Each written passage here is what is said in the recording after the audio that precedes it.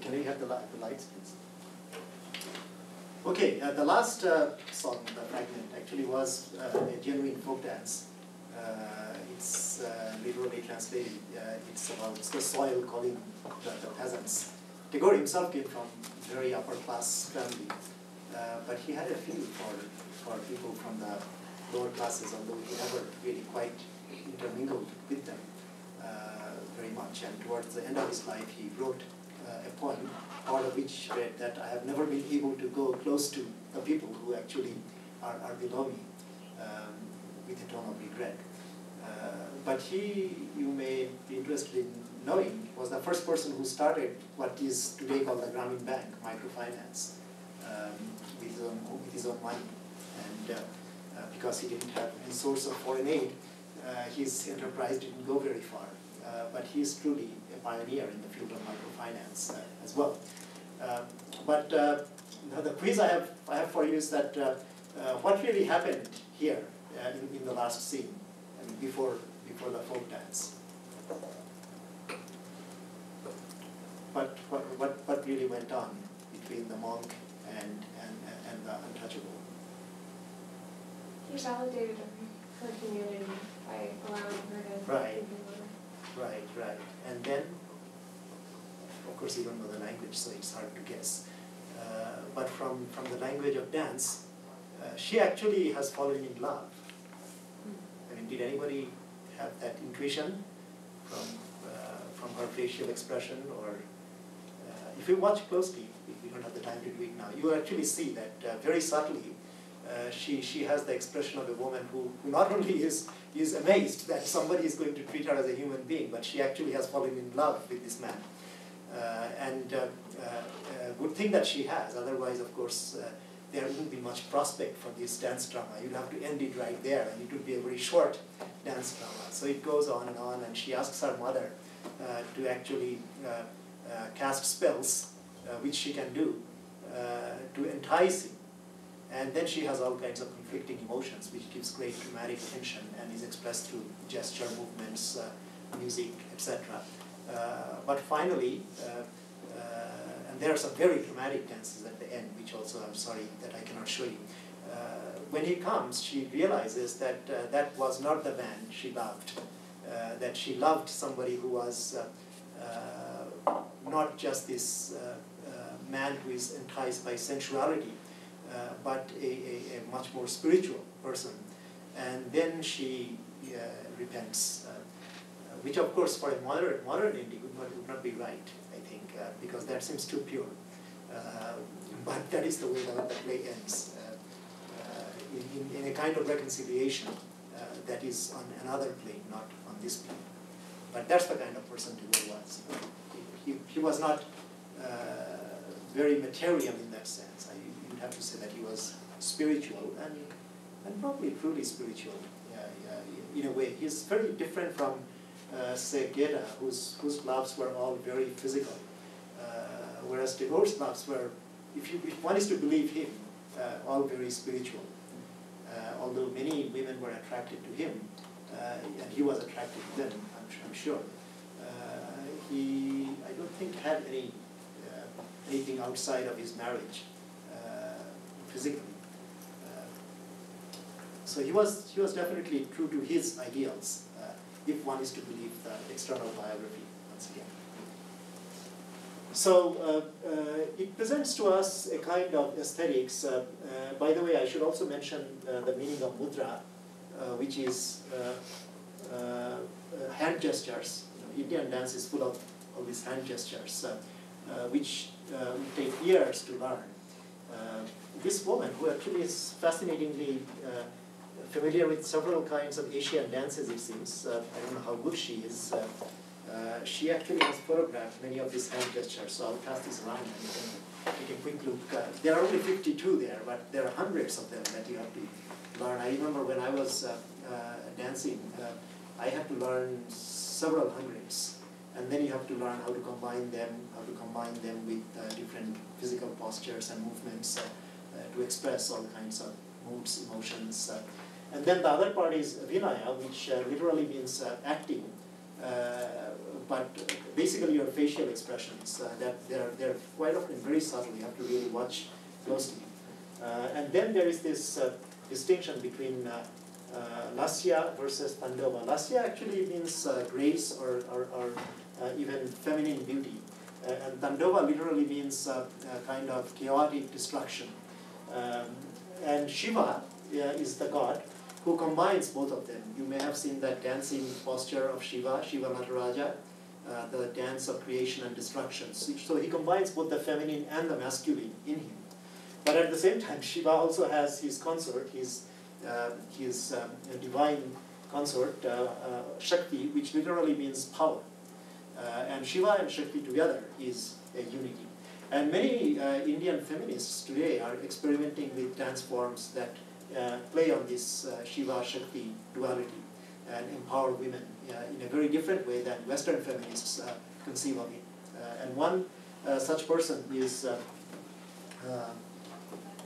she wrote a really great dissertation.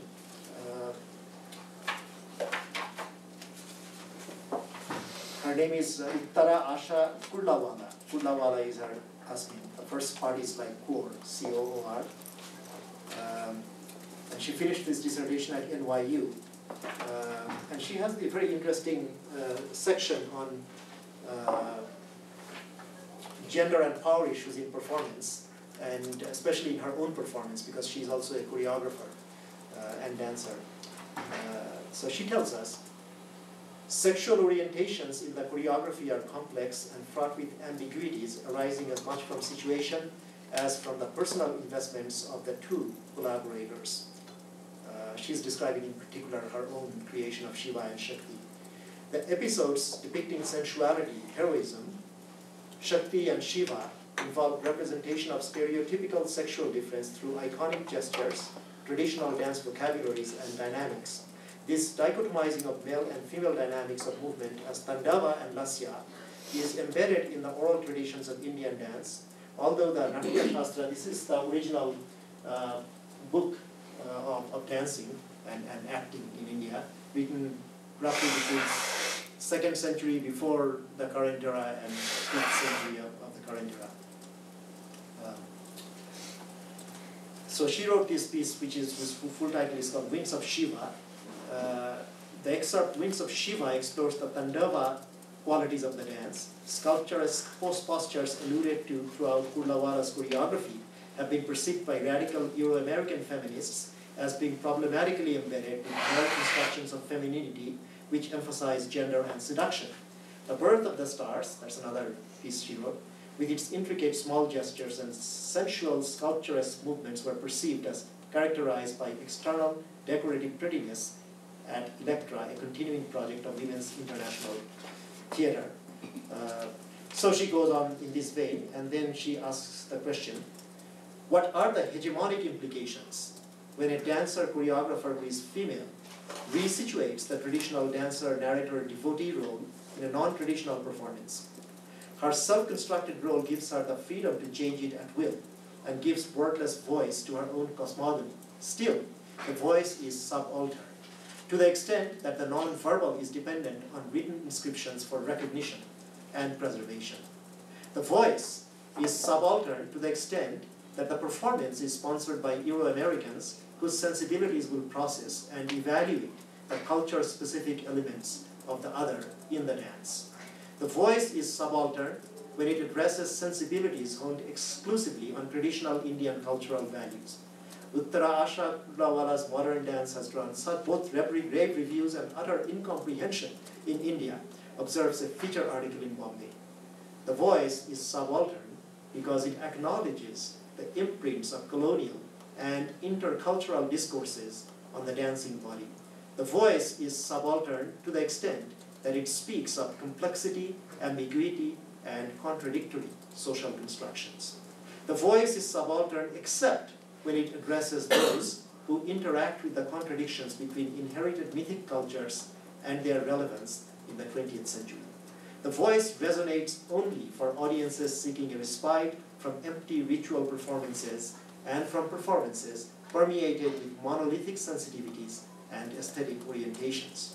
The voice may transcend gender and power issues when seer and seen merge through shared focus on the experience of transcendence through the aesthetic of rasa. Rasa is something I explained in my other essay. But transcendence is a third world term in a world of binary oppositions. Where then is the place of an artist who celebrates in-betweenness? This is a question that we must ask in the age of globalization.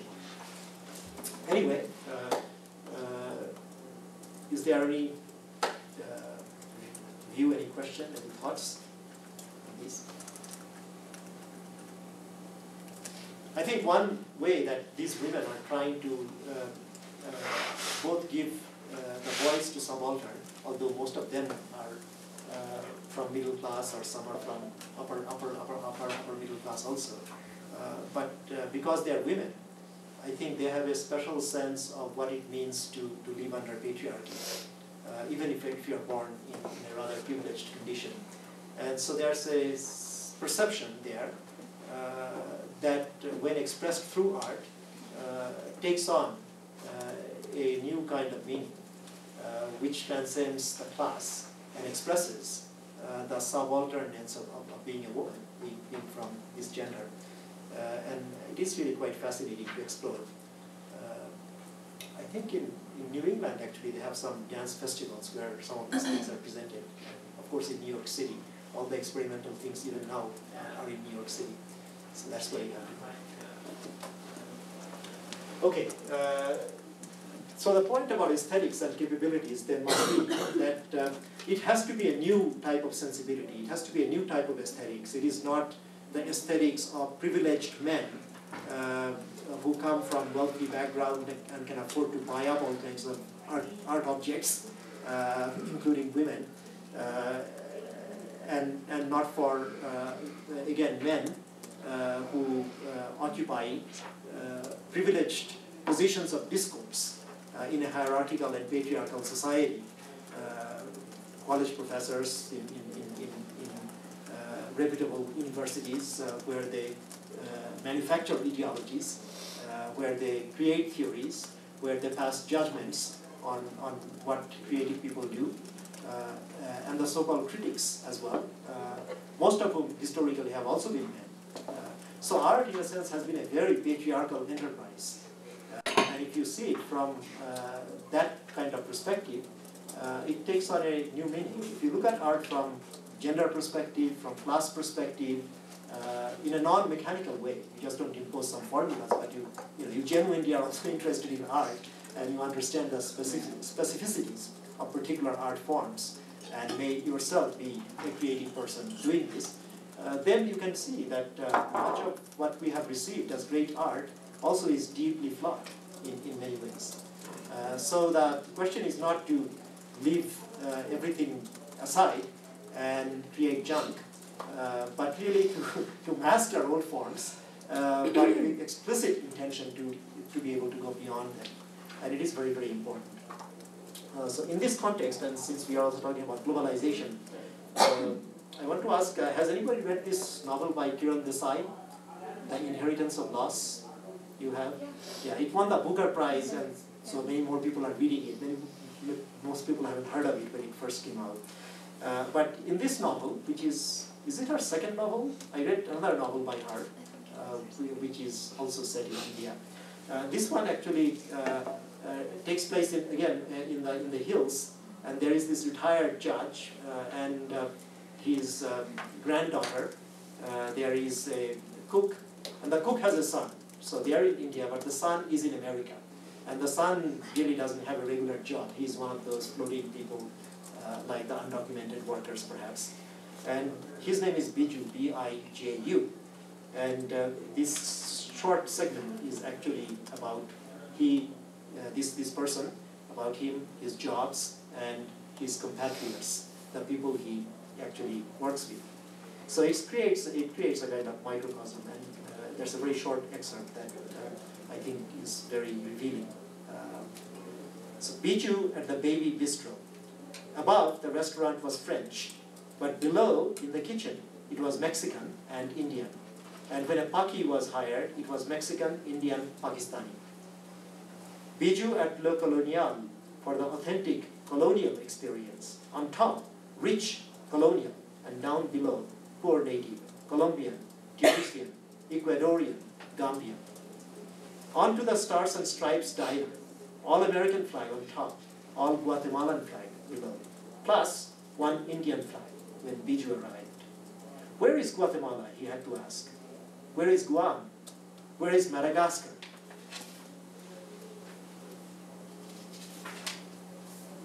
Where is Guyana? Don't you know, the Guyanese man said, Indians everywhere in Guyana, man.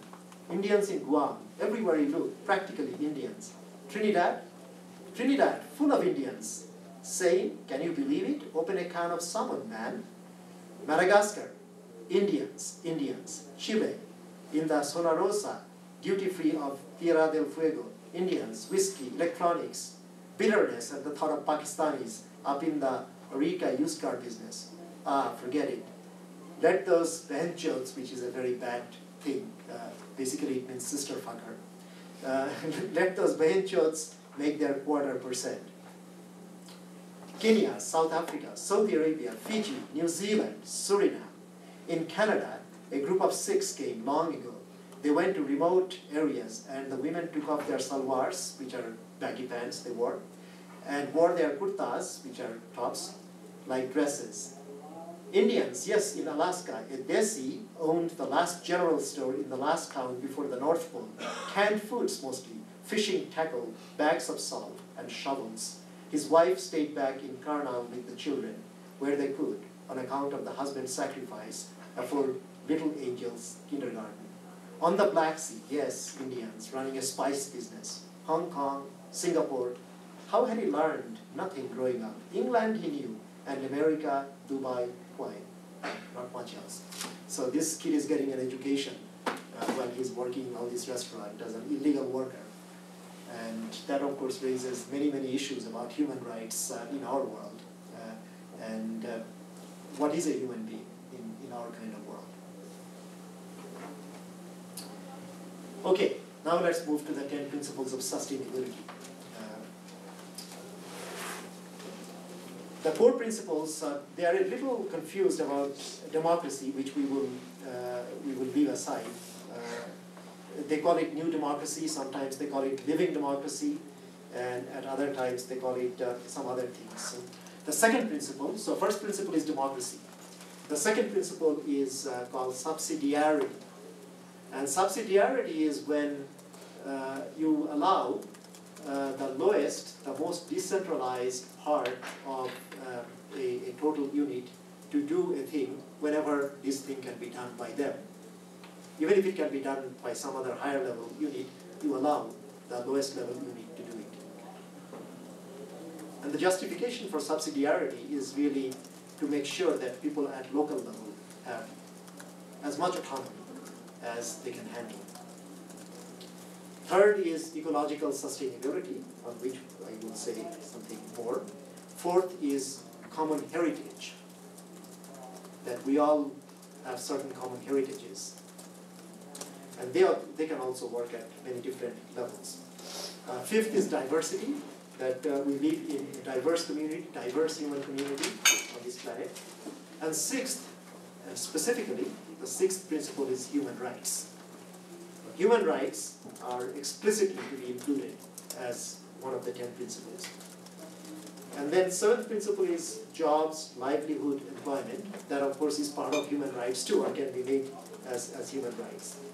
And eighth is food security and safety, which also is a human rights issue. Equity is the ninth. And 10th is the precautionary principle.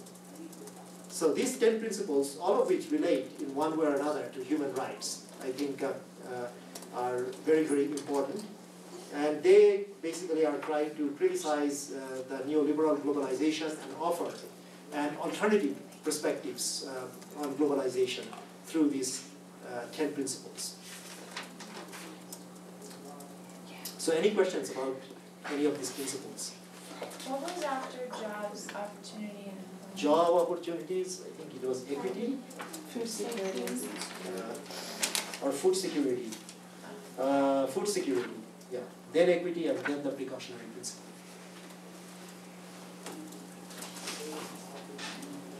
Now, of course, it is nice to have principles. The real question is who is going to implement these principles.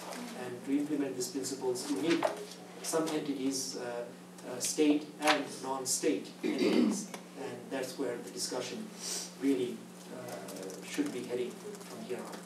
But before we do that, I do want to discuss something about the connection between ecology, inequality, poverty, and human rights. This is something that I think has great bearing on what kind of equity really exists in society. Now, we all are familiar in one way or another with the environmental damages that are occurring from global climate change to ordinary pollution, water pollution, etc. And there has developed over the last few decades a kind of green accounting. Right? We are trying to take into account the environmental costs of production on the planet.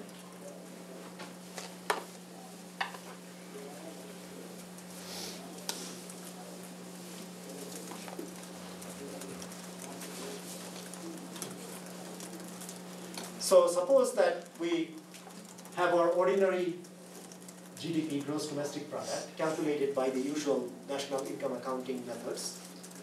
From this, we have to subtract what the costs, environmental costs are. So let's say these are E. So what is left over is the green GDP, right? So this is, in one way, we can capture what we can capture on the production side. What about the distribution? How is the GDP being distributed among people? Well, if you distribute this part, which is visible, right? We know people's incomes, then you have a certain income and wealth distribution in society, and you have rich and the poor and the middle class, etc., etc. The question is, how do we assess the overall state of inequality in this society? Well, one way to do that is to use something like Gini index. Is everybody familiar with Gini index here?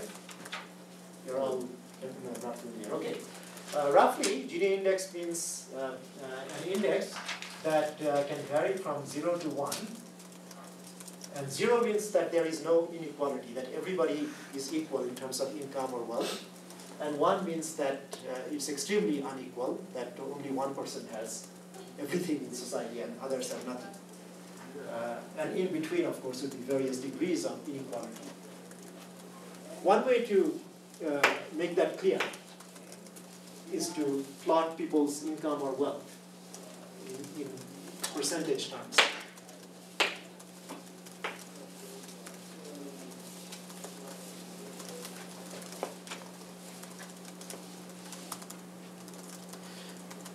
Let us imagine a society where we have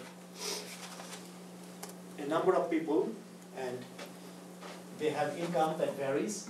If everybody had the same income, if 10% of the people had 10% of the income, and 20% of the income, 30%, etc., all the way to the 100%, then if you started population from here, 0% to 100%, and income on the vertical axis going from 0 to 100%, then the line of perfect equality would be a straight line, which would come down like this. It's not quite straight, you can imagine that it's straight. If I had drawn it better, it would have been straight. And this should be a 45 degrees line. Now if you plot unequal incomes, there would be probably something like this. And the idea is that the closer this line goes towards this part, the more unequal the society is.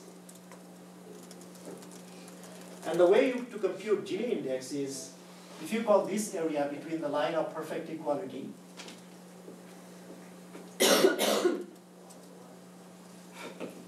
and this other curve, these curves are actually called Lorentz curves. So call this L. Lorentz was the guy who first thought up this thing. So this Lorentz curve of income distribution, call this area A, and the area between the curve and this part, call this B.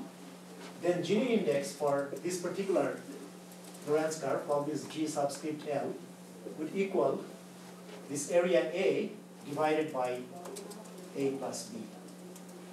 Now, you can look at this picture and see that no matter where this L is, A plus B is always the same area, because this is nothing but the area under this line of perfect equality. So A plus B is constant, but A could vary. Okay, A would be less and less the closer it gets towards the line of perfect equality. And it would be more and more as it gets closer to this origin here. So you can see that the more unequal the society is, the higher will be the Gini index, because the greater would be this area A. Okay, is that clear, that idea of why larger Gini index means more inequality?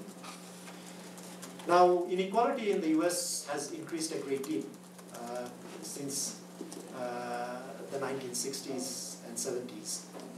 It's one of the most unequal societies in the world today. And in that context, I think the outcome of last night's presidential election is not surprising, because now enough people have been wondering about what really is going on in this country in terms of inequality. China is another example. China had a very low Gini index between 0.2 and 0.3 just 25, 30 years ago. Today, Chinese Gini is more than 0.4. And China is one of the most unequal societies on the planet. As a consequence, as you can imagine, there's great social and occasional political unrest in China. And it's likely to intensify unless the leadership actually gets wise in time and does something about it. In addition, China is also an ecological disaster, or on the way of being so. So what I'm about to say will apply even with greater force to China. Let's now look at this E part. E is the environmental damage that everybody suffers from. You can imagine health consequences of air pollution, for example, or water pollution. Now, if one is to wonder who really gets most of it, it's not hard to see that the poor people in society are the ones who usually have the worst housing, who have the worst form of healthcare protection, and in terms of knowledge also know much less about how to maintain hygiene. And when they are sick, they don't have the resources really to spend on themselves to make themselves quickly better, as most of us do. So you'd be quite justified, I think, in thinking that poor suffer more from environmental damages than the rich. But I decided to make it simpler. I said, okay, let's just imagine that everybody suffers equally. So rich and poor both suffer equally. And I call this equality of misfortune, this equality of misfortune assumption.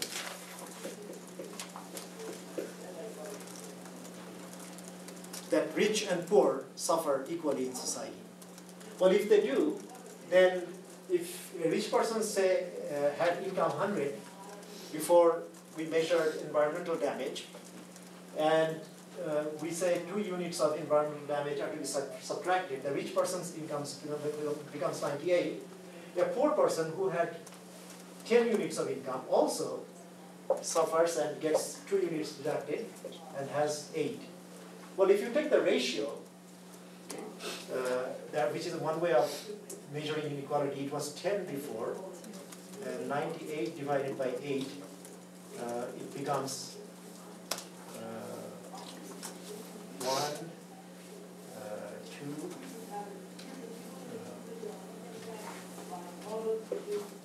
12.25, right? That's the ratio between the rich and the poor. So this is an intuitive way to see that even if environmental damages are distributed equally, right, which is probably not true at all, poor suffer more, but even under that very weak assumption, inequality after you have taken environmental damages into account is greater than before. So if we truly are ecologically aware and we take those things that we do not want to see, and we cannot really see unless we calculate things in this way, we have to admit that the world actually is a lot worse in terms of equity than it looks like. And it looks like that it is pretty bad in terms of equity, but it is even worse than it looks. So from the human rights perspective, from the equity perspective, there is a case to be made for defensive environmental expenditures, ameliorating environmental problems, and in particular, helping the poor to have better access to clean water and healthcare systems, education. So you can drive a whole bunch of policy conclusions if you just are prepared to look at the world in this way. And I would argue that this way of looking at the world gives you a much better sense of reality. Going back to our epistemology and ontology, we actually can know that the truth that is hidden from us is there if we just are willing to try and take a different perspective and use the right sort of techniques. So this is an example where scientific thinking can really help unveil, the hidden reality. And when you do that, you are struck by how different things really look. And you also can be guided by this to undertake some policies that will be truly beneficial to the most disadvantaged people. I did status anxiety, and I don't know if you guys remember, but I kind of ran out of time, so I only did about half of the book. You do the other half now. Oh. In my recap, I recapped the first half and ran out of room again, because I felt like there's so much there, and I don't think I'm good at summarizing ideas, because I come up with all these, tangents of my own, and I really want to follow them a little bit at least. So I did that with the recap, and to refresh your memory, he did 5 problems that cause status anxiety to happen: lovelessness, expectation, meritocracy, snobbery, and dependence. And he presents 5 solutions: philosophy, art, politics, religion, and bohemia, which is kind of a postmodern approach. What I took from the exercise is definitely, I connected with the book. It's probably something I would have picked up at a bookstore as a quick read, and it definitely was that, but I think it got my thoughts going and my juices flowing about the problem. And this is something we deal with, that we think about, I think, if not consciously, definitely there are undercurrents of it every day in the way we approach life. And especially right now with the economic crisis going on, I think people are thinking about this more. So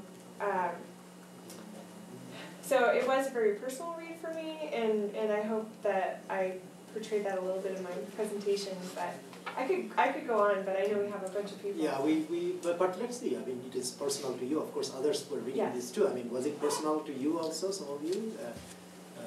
you could relate it to aspects of your own life and your experience generally. Is there any part of the book that struck you more deeply than other parts? Sarah went quickly over the 5 aspects of problem and 5 aspects of solution. Anything about those problems that you were particularly sensitized to through your reading, connecting it back with your experiences? Or they all make sense to you?